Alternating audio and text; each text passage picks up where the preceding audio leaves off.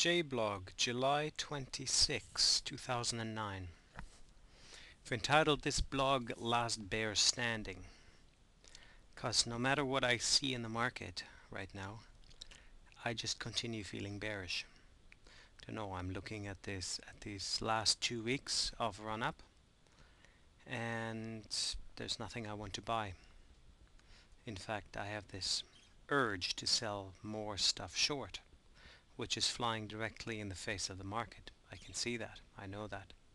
And yet I just cannot get over this feeling that there is too much what I would call irrational optimism out there. Now that shouldn't matter to the market, obviously. As traders, it shouldn't matter what the fundamentals say. Fundamentals are not very good. Yet the market is going up. So let's take a look at why the market might be going up. And the reason that I can conclude why the market has done this uprun, this very substantial uprun over the last 2 weeks, is because we have a failed pattern. We had a head and shoulder formation, this being a shoulder, this being the head, this being another shoulder, and the second shoulder, the right shoulder, was about to be broken when suddenly, actually it did dip a little bit below.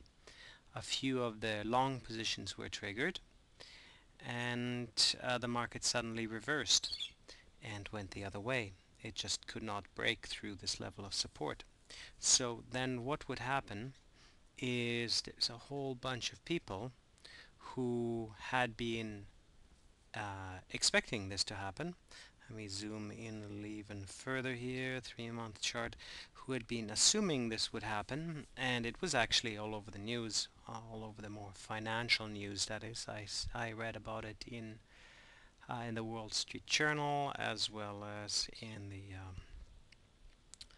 I believe it was in CNBC. People were talking about the head and shoulder formation. And the thing is that once everyone knows about something, it usually doesn't happen. And in my Twitter blog, which you can follow at JAMFT, I commented on this fact that even though I was short, I wasn't very happy about the fact that people were starting to talk about this head and shoulder formation as if it was a foregone conclusion, because the market has a tendency to prove the largest amount of people wrong.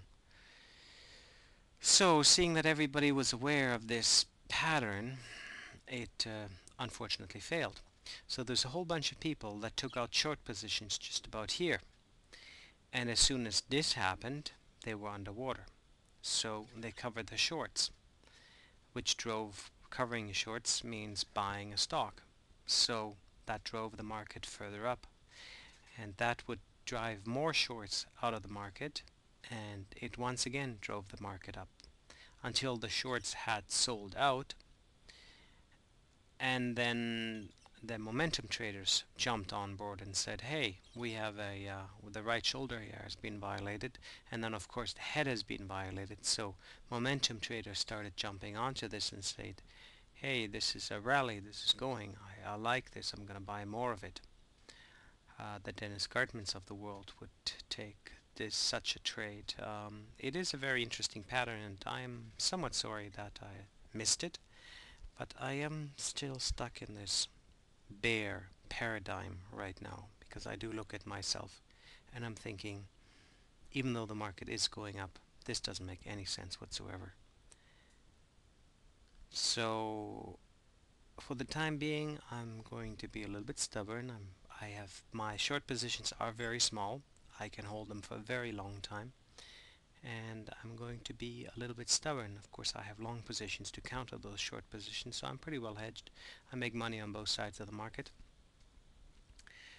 but I'm just not convinced that this is the rally that will start the next leg up. I'm looking here at the stochastics, which are very overbought at this point. This is a pretty strong run. Earnings have been very positive, I agree with that. The question is, when you look into those earnings, are those earnings real, or are those earnings that have been not modified but made look very good due to tax advantages and other accounting loopholes that people can find. Companies are still making money, no doubt about that. Biggest question is, and this is always the thing in people's minds, is are we going back to where we were? Like, are we going back to normal? And then what is normal? Here at S&P 500 at 1550, the market collapsed. Now there's a lot of people that figure that, oh, there was a trend in place here and we'll just go back to that trend and everything will be fine. 3 weeks, 4 weeks from now, we'll just be back at 1550.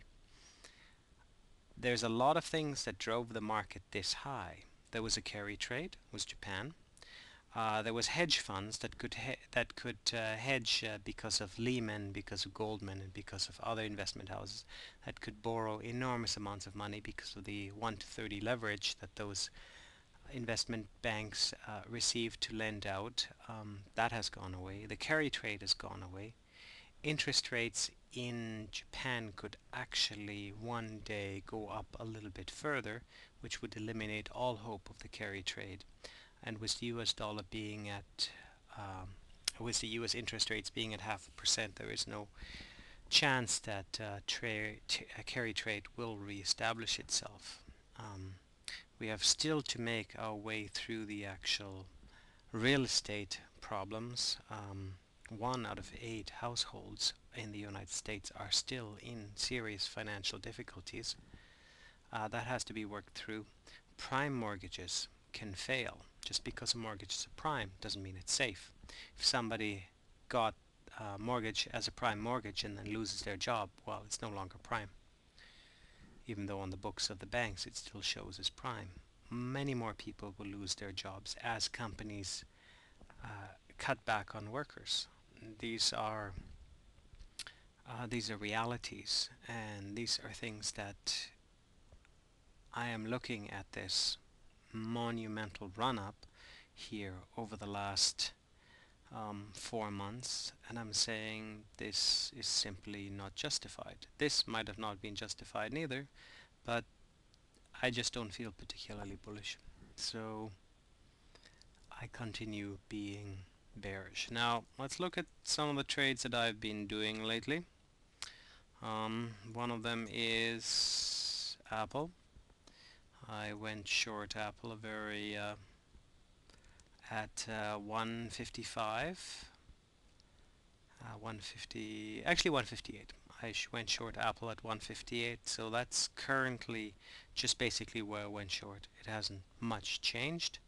I'm still waiting. Again, we have a position of extreme overbought here. Goldman Sachs extremely overbought. I hold that one short. Short oil, USO. Oil has not really been as strong as the rest of the market, so I'm breaking even on my oil short right now. And of course the S&P 500 and the Dow Jones short, again all very small positions, and that's the idea behind negative feedback trading. If you're going to be negative feedback trading, you have to be prepared to hold a position for a very long time, and you have to space yourself out. Like, I take very small chunks and I progressively buy more as the market becomes more and more overbought, with the eventual understanding or hope on my part that eventually the market will go the other way around. It's a very tricky trading strategy, and I do advise against it for most people. It's really something that you really have to know your technicals in order to be able to trade that way. So I would avoid it. Anyways, that's what I'm doing right now. That's what I see in the market. Yes, everything out there says bullish, bullish, go, go, go. And personally, I just don't buy it. So if you were part of this rally, then good luck to you. Me, I stay short. Talk to you next time.